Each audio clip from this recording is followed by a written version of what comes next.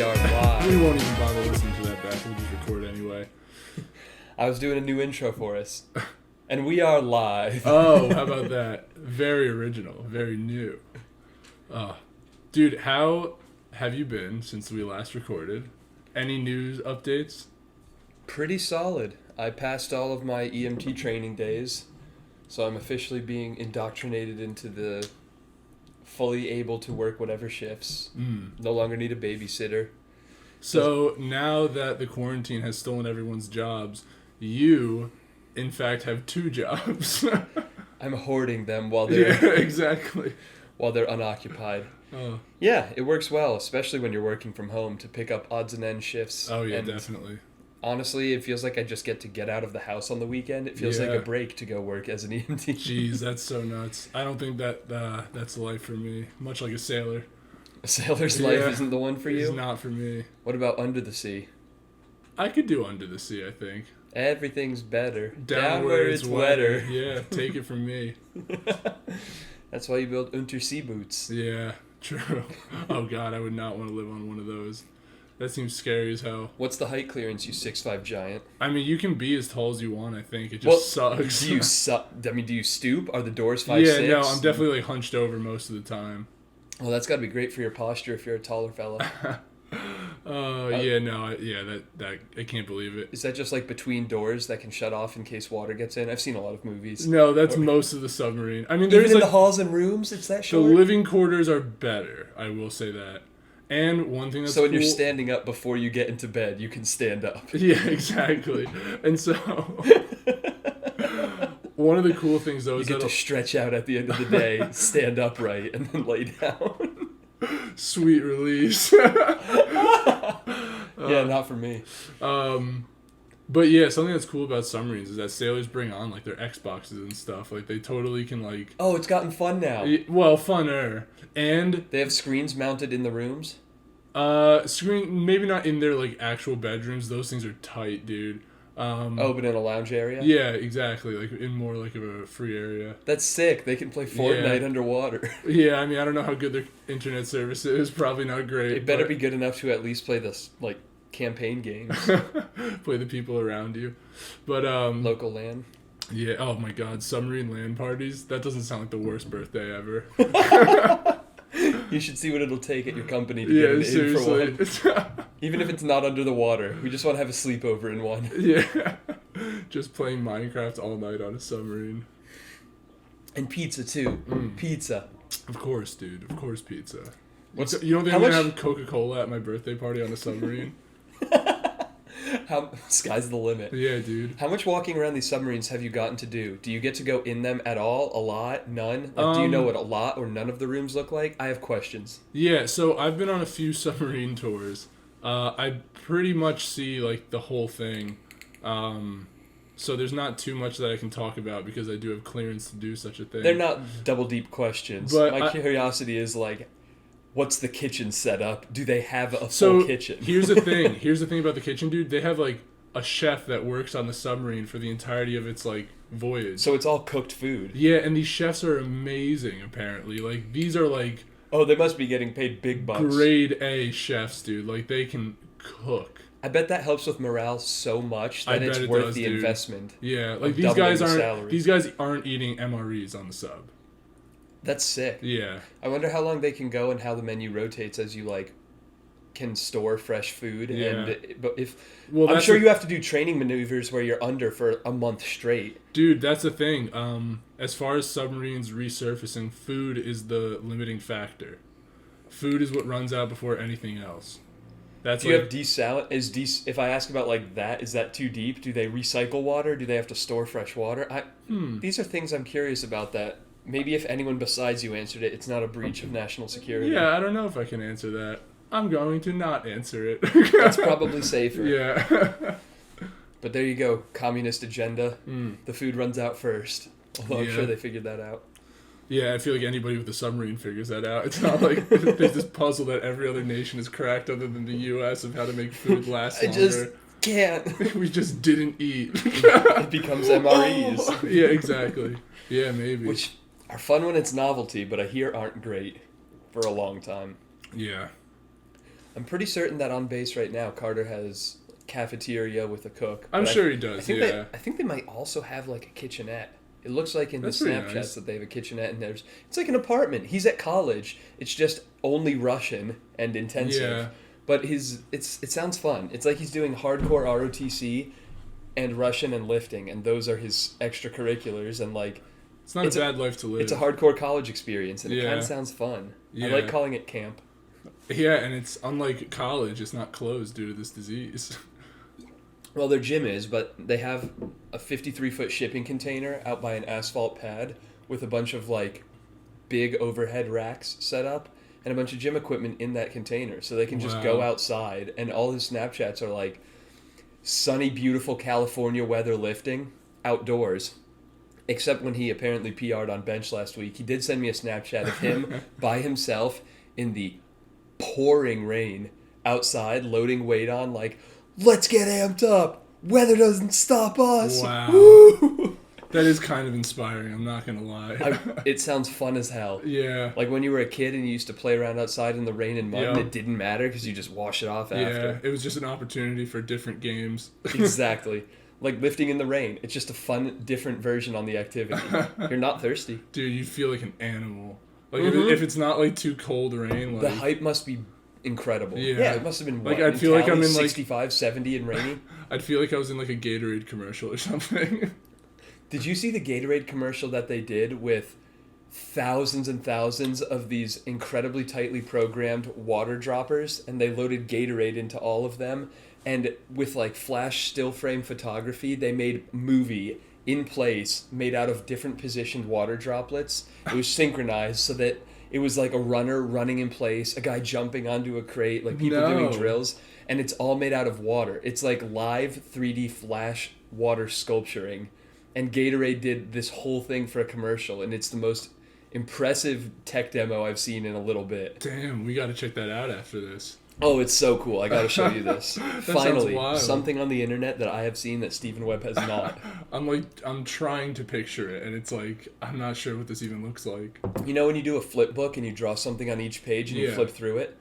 Imagine that, but let's say these droplets dropped at the right time within, milliseconds. Yeah. The outline of a person, so that when you take a picture and you see where all the droplets are at one moment, it's like a person frozen in stance. Yeah. Then the next picture, they've already dropped the next round, and it's like the next stance. So Yeah. it makes a running motion. So I understand that, but what I'm having trouble understanding or picturing in my head is how different this looks because it is constantly like running water. It looks really cool. Yeah, I bet.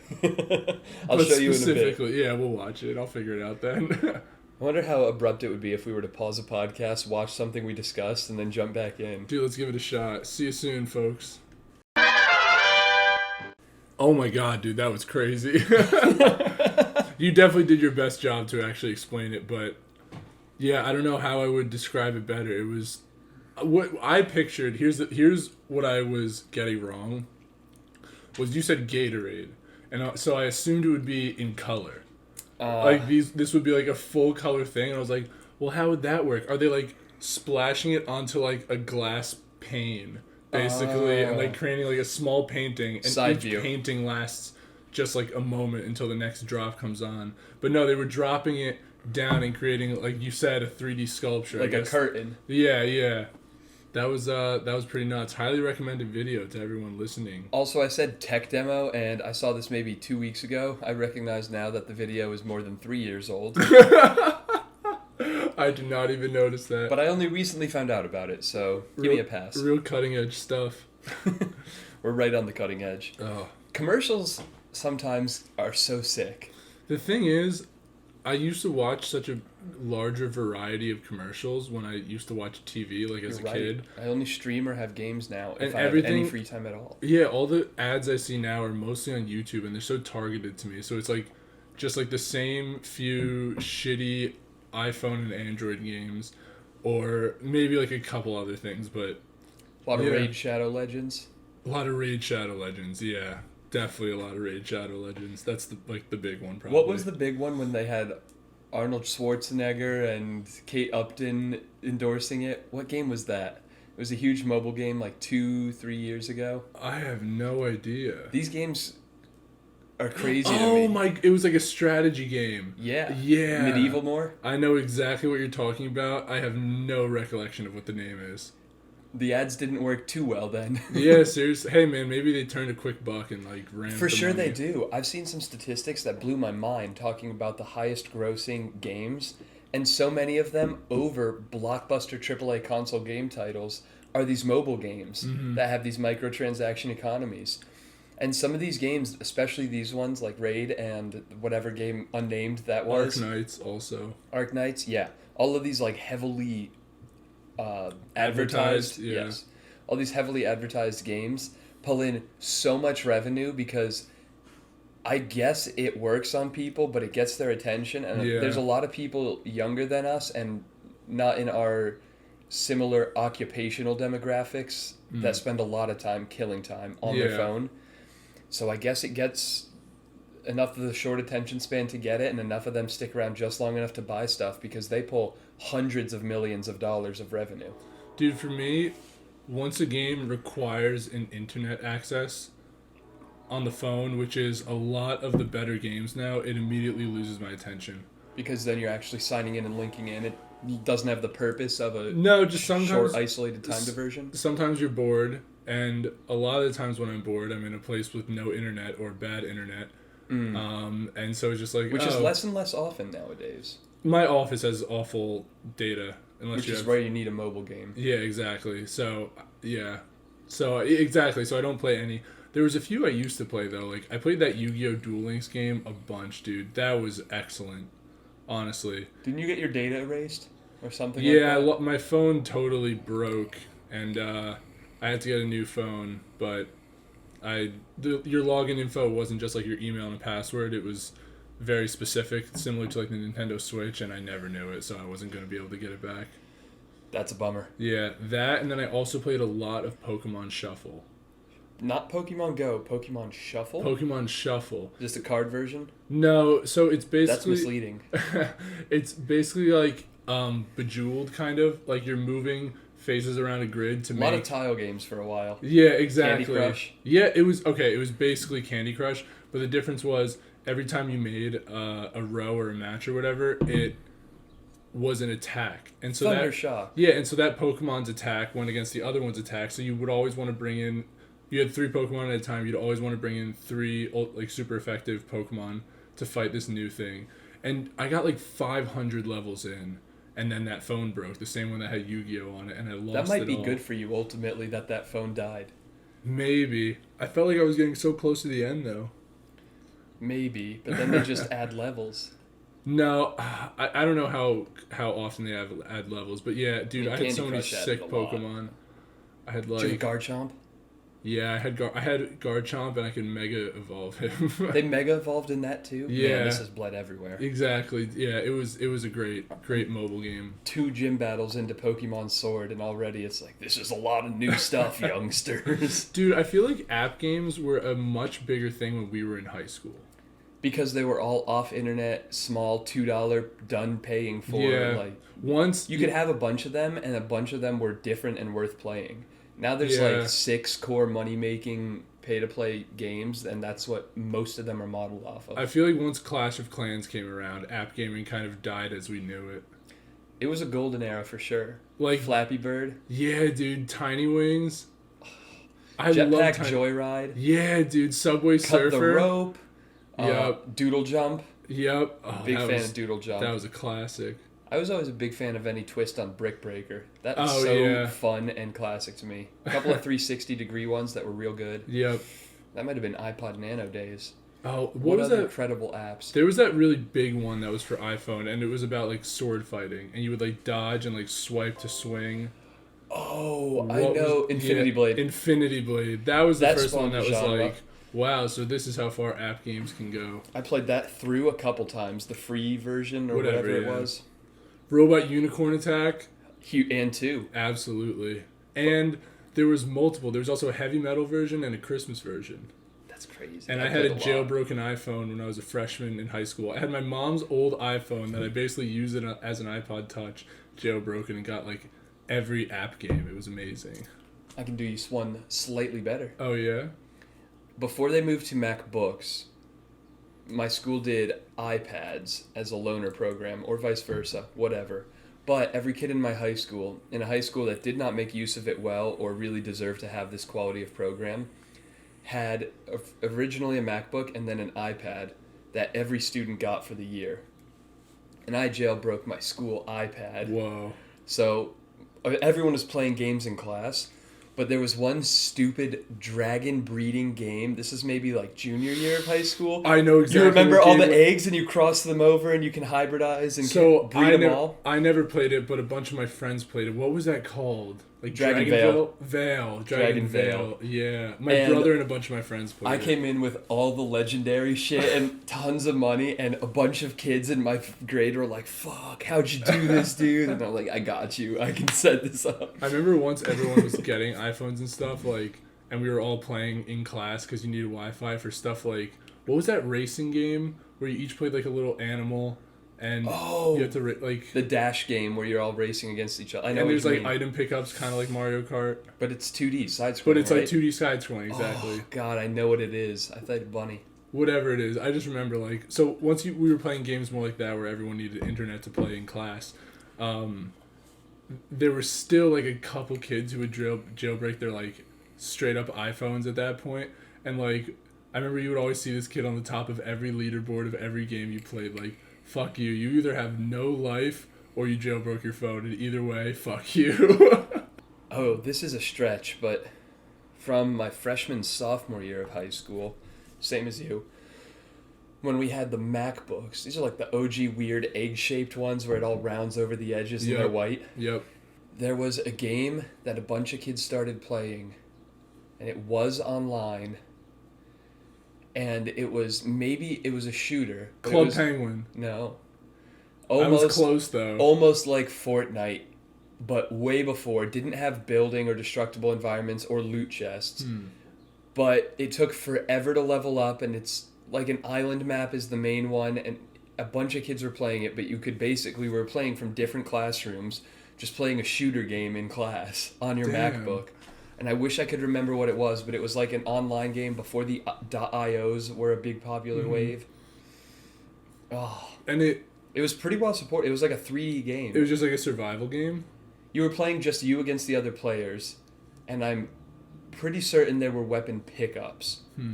But I know you could definitely get upgrades, and it took a long time to grind. But it might have been pay to play. But it was like Minecraft without the building, you said. No, like Fortnite without the building. Okay. A little like Battle Royale. Why did I think Minecraft? A little bit like Battle Royale, but I wish I could remember what that was. Tell us in the comments if you think you know what the game is. We'd love to hear your opinion. We don't have much crowdsourcing power, but we'll use whatever we got. It is crazy the way these things spread. Like, you were in Jersey and I was in Connecticut, and there's no way that, like, cross-contamination through regional or national tournaments is how these things happen. But we all played the same games. We had a lot of the same jokes. It's so weird. That's the study of a meme before a meme became today's version of a meme. Yeah, how did something like addicting games become so ubiquitous with just kids who played games on the computer? The same origin events where someone stumbles onto it happening in a bunch of places, plus people spreading it to friends and moving and spreading it. Yeah. Plus the advent of the internet where you can connect with people in other places. Yeah. But it got into elementary schools. Like, kids in elementary school aren't I knew what usually addicting on games boards. was in 5th grade, yeah. And I wasn't on message boards. I didn't do AIM. Yeah. I don't know, but it is interesting. It's like, you know the S where you draw a bunch of horizontal lines and then you can connect them, or vertical dashes, whatever, and you connect the corners and it makes that weird diagonal S? Yes, yeah. Everybody knows what that is for decades, but nobody freaking knows where it started or what it means. So I watched a video essay on YouTube, and we can watch it later. It's kind of long. Unless you want to watch it right now, take another break. What's kind of long? It's about that S. Honestly, I don't remember. We'd have to look it up. Then let's say nah. Okay, but yeah, dude, he tracks it back so far. There was this one, like... 1600s pirate, like, painting that had that S on it also. It was incredible. I don't know. It's just weird geometry that has attracted people. Yeah, maybe. It's hard to say. But we can watch the video I say afterwards. It'll blow your mind. Yeah, there's weird things like that just spread. Yeah. Yeah, that's what a meme what is. That's like what a meme meant before it meant funny internet picture. You remember when I said that a minute and a half ago? That was made by Richard Dawkins in his book, The Selfish Gene. He coined the term meme in the 70s, I believe. Okay, take it one step further and cite it. I guess that redeems you. Yeah, he's an evolutionary biologist, also huge atheist guy. Like, he's like... Big proponent. He's one of those, like, Reddit atheist gods. Like, you know what I'm talking about? Worshipped by the neckbeards. Yeah, exactly. He loves doing, like, all his debates. He wrote a book about it. I think I'm pretty familiar with some of it, at least in terms of internet familiarity. Dude, back in my Reddit atheist days, I fucking watched so many Richard Dawkins videos. You were a Reddit atheist? And what does it mean to be a Reddit atheist? So I wasn't a Reddit atheist. Actively participating in the forums? In the r/atheism, yeah, no, I wasn't like that. It was just like, I became one, and then I was like a dickhead and was like questioning all my friends and kids at school about like, so do you believe in God? And they'd be like, yeah. I'd be like, why? And like, just like bring all of these like like I was watching debates. I was like, damn, you passionately crusaded for this. Doing all this kind of stuff, like, just because I found it so interesting and I had to spread the gospel of atheism. And so, yeah, ungospel. I'd be like a dickhead on, like, the school bus or something, like, just, like... Your God's a lie. Yeah, basically, yeah. I was like a shitty-ass Rick and Morty fan, is who I was. You know what I'm saying? Like, I was like a stereotypical Rick and Morty fan. God's a lie. Nothing matters. Yeah, not proud of those days, but... and I forgot how... Oh, Richard Dawkins. Yeah, he was one of the guys who I would watch a lot of. Still got a ton of respect for the guy, but... Is that the guy whose picture's framed with a bunch of candles around it in your bedroom? How'd you see that? The shrine? It was in big bejeweled letters on the wall. Told the shrine. You not to go in there.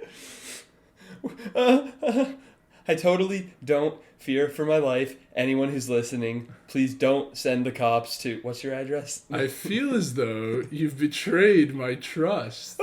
As someone who calls himself a friend, I had one small request, and you seem to not be able to follow it, Zane. Aside from the lower back shaving? How do you plead? Agnostic.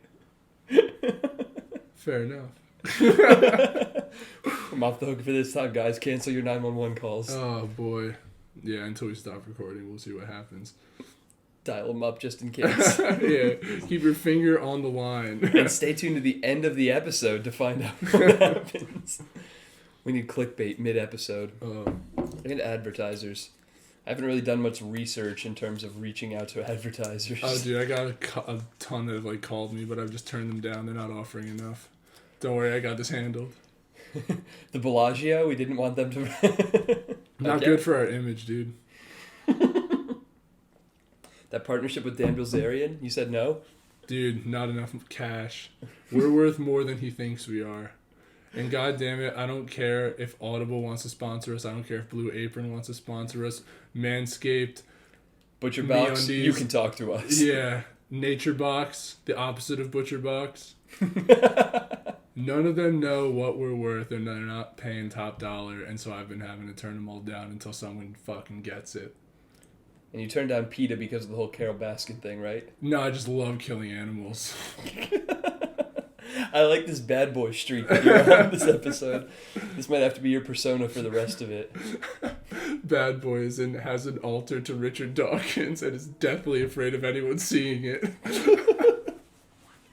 Ready to kill for his cause. Yeah, exactly. And turn down sponsors for ideological reasons? No, purely financial.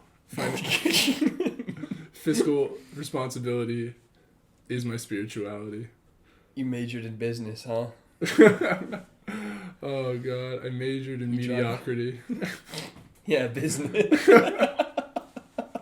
Oh, goodness gracious. I laugh about that, but I think I might go ahead and try and pick up a business degree on the side along the way. It's not a bad idea. It's never a bad idea. I think there's some med schools that have MBA programs with it, and it'd be kind of neat to have engineering, medical, and business degrees. Yeah. I feel like that's a potent combination. That's the Triforce, I think. I can defeat Calamity Ganon. Yeah, exactly. Oh, no, you need a fine arts degree. That's got to be a part of the Triforce. That's the other one. They are beautiful games. It'd be like one STEM, one fine arts, one liberal arts and sciences. But like not liberal arts and sciences, like liberal arts. STEM is science. You can't double dip. Liberal arts and stuff. That seems to fit the tone. What degrees are liberal arts degrees that aren't STEM and fine arts? So like business, right? Communications, business, psychology, sociology. So business, engineering, geography. and calligraphy. Also, yeah. That's the Triforce. Calligraphy. Nice. Linguistics, that's a pretty cool one. Is that a fine arts? That's pretty sick. No, that's a liberal arts. I think would that be in science? Linguistics? Yeah, that's in liberal arts and science. Not fine arts. Yeah, it's definitely liberal arts and sciences. It's in there somewhere, but I don't know if it falls more on the liberal arts side or the science side. What do you think? There's a liberal arts and sciences. Why don't we keep it in that? Yeah, but I feel like biology is liberal arts and sciences. That's the sciences. Yeah, exactly. So where on this scale is right linguistics? In the middle. Oh, so unsatisfying. There's a bunch of mid-spectrum ones like that. Like psychology falls more on the science side than the liberal arts side, I'll say. Yep. And political science falls way more on... Ooh, you fucked yourself. That's another one. I guess that's more liberal arts. Studying history, you know? It is studying hard facts, though. It might be in the middle, Steven. No, but it's teaching you how to build an argument. Like lawyers and politicians are that, so that's got to be liberal arts. But there's a science to it. There's a science to it in the way that it is real. But like other than that, I mean, it's more noticing patterns than you can't. Everything not science is not real. How do you test a political science hypothesis? You definitely can. I guess by implementing it and see what happens. So they're all past done case studies. Yeah, exactly. But that doesn't mean it isn't science. It's just science you can't actively subject people to. It's incredibly limited science. I mean, how many political science people have made careers on the Hermit Kingdom? But you never have... And that's watching a real life experiment play out. Yeah. But you have no control with which to test anything and get to base anything on. No, you have preset variables that are given to you, and then you try. But there's so many confounding variables in a political system. So do you say not gather any data and it's not science, or gather as much as you can and hopefully eventually we can collect and collate that better? You can definitely the more you collect data and use mathematics to understand it. That sounds like science. But actually studying political science, that's studying statistics. But I don't think that studying the past... Well, we had a little tech bloop there, but that's okay.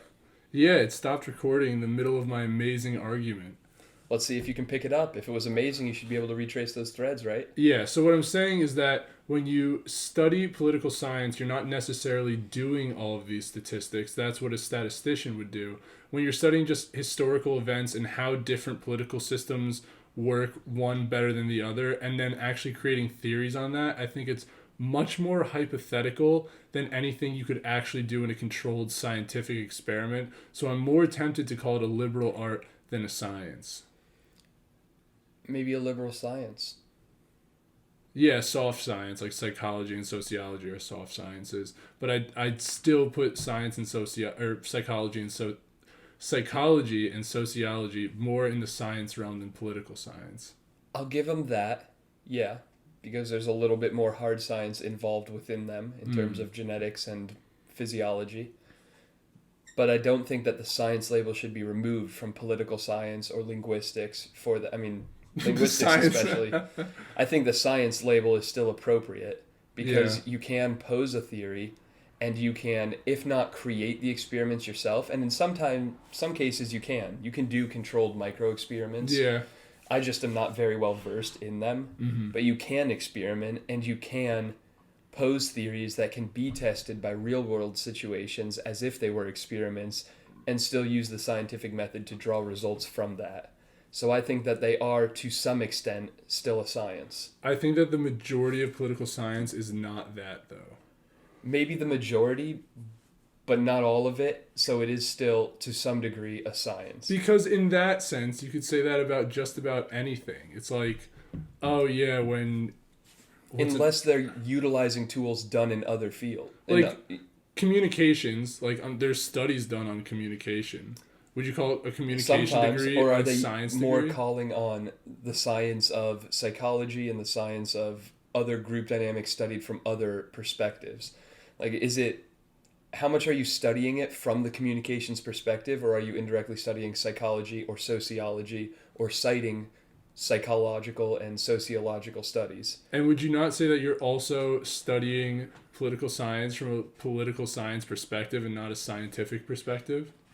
It's for those purposes, I think, is the differentiating factor in the argument I'm trying to make. You are collecting data specific to those theories and those goals and doing the hard science and calculations and statistics that come with it. If you are citing the results of psychological or sociological studies to prove your point, it feels more like the philosophy communications sphere of things. More like you're making an argument based on experimental conclusions reached in other fields. It feels like you're leaning more heavily, and of course it's a gray area. There's not like, oh, you're doing it yourself for yourself versus... So have you taken political science classes? I have not, which is the big gap in this. Okay. I've not taken most of these. I've taken 2 psychology courses, 1 sociology course, and no political science. So I've taken a couple political science courses, and I think I see what you're saying, and there are definitely more quantitative courses, especially as you go took. deeper than the intro ones. But you do have more experience than me. So in one of them, I remember like the books we read were Plato's Republic, which I like. The Communist Manifesto. I want to read. Mein Kampf. And it was more. We did not read Mein Kampf for class, but they were very philosophical books, more so than numbers based. And then I also took an international relations course, also much more, I would say logos based, but not physical evidence based. And I don't disagree that these courses are more soft than science. I just do think that the field deserves the science appended title. It doesn't need to be a science degree. I'll agree with that. A Bachelor of Arts in whatever. Yeah. But I think saying that it is political science is fair. Yes. So to bring it all back, would you say on the scale of liberal arts to science, where does it fall more heavily? I don't know, 70-30, 80-20? In which direction? The liberal side. Okay, so I'm correct.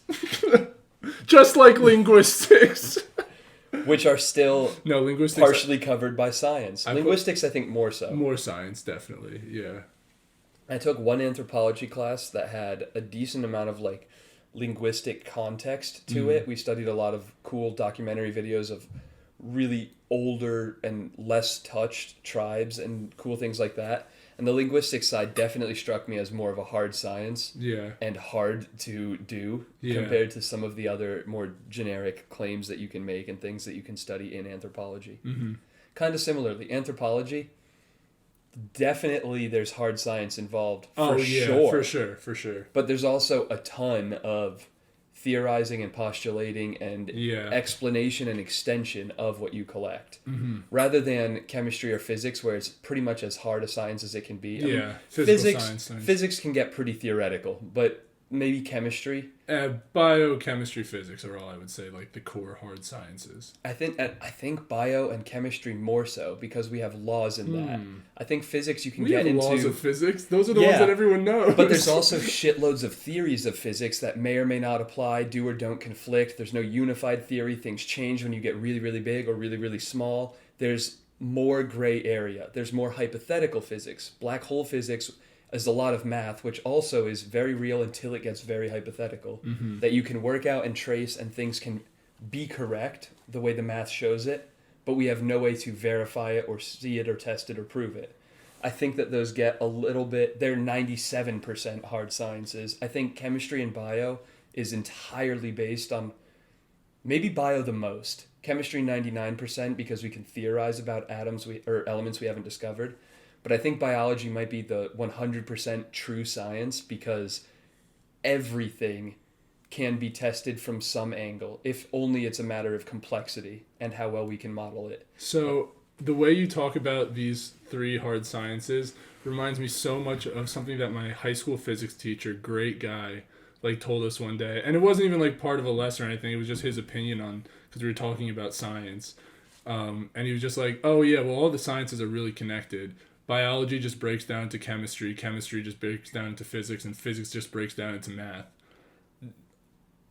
I think I've made 1 and maybe even 2 degree connections of that. Yeah. But never through all 4. Yeah. And that's so incredibly beautiful and yeah, true. It's so elegant. And like that's exactly what you were saying, because biology is more testable because it happens on a larger scale than something like chemistry, which happens on a larger scale than something like physics. And so each one just breaks down once you get more and more granular. So I think that something like a physics finding could hypothetically work its way up the flow chart all the way up to biology. Probably not at this point. Yeah, it would take a long time. A good example would be gravity, which is a fun finding of physics, you could say. Or at least we discovered the effects, the measurable effects, that it exists, how to model it, how to do math with it. So that made it a discovery, even if it was already there. And now that's echoed all the way up into how we know bone density is impacted in astronauts. Yeah. Oh my goodness, that's so true. It's kind of skip chemistry, but still, yeah. I mean, the chemistry is how those individual elements and molecules interact to form proteins and macro stuff, which, I mean, it takes those steps. Those are happening, we just don't address them. Yeah.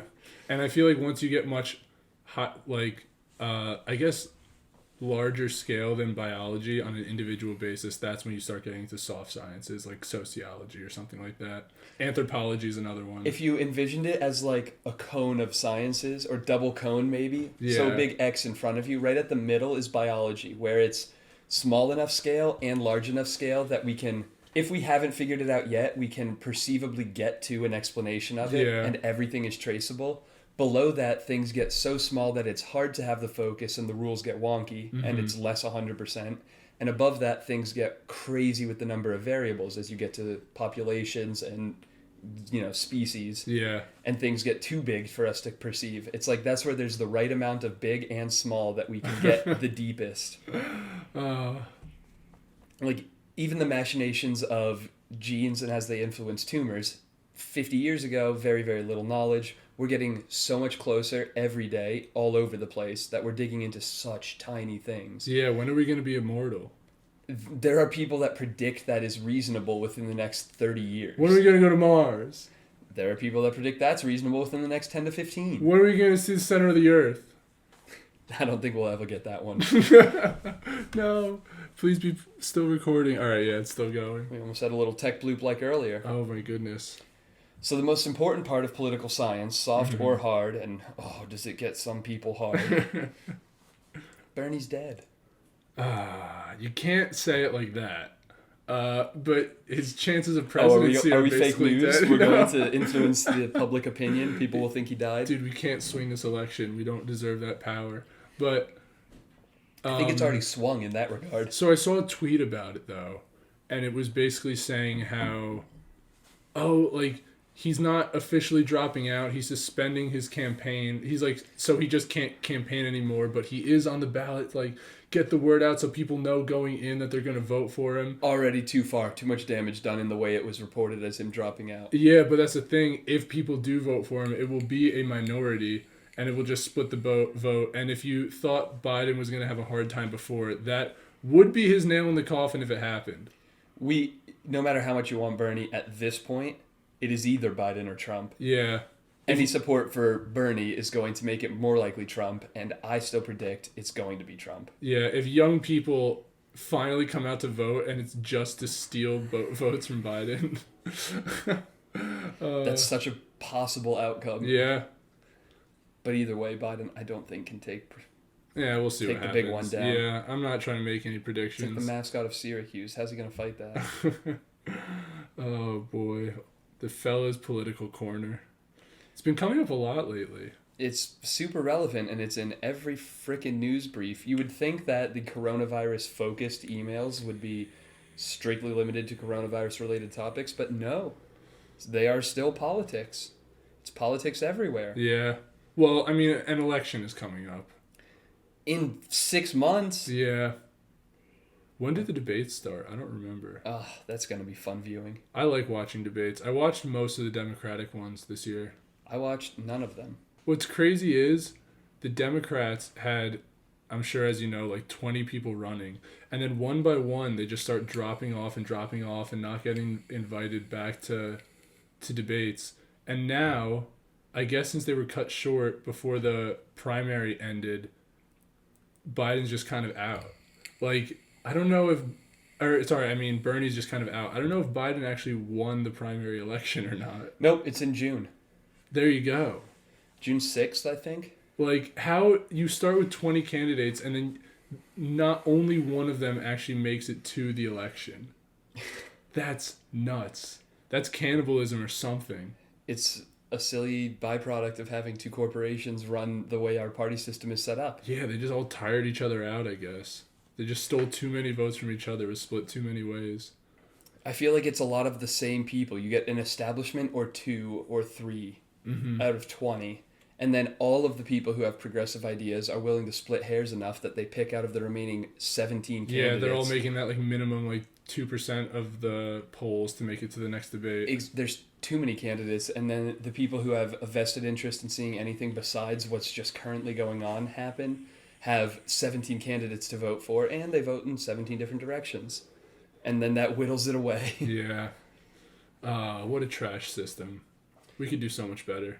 I hope we could. It's so poorly inefficient. I could just point at other countries and be like, it seems like they're doing it better, but I really don't know too much about politics, and it sounds like I don't have an interest in learning. Yeah, maybe I should have studied more political science. Should have gone harder in the science about it. I enjoy my political science classes. I thought they were interesting. And that's the thing. If I were to go...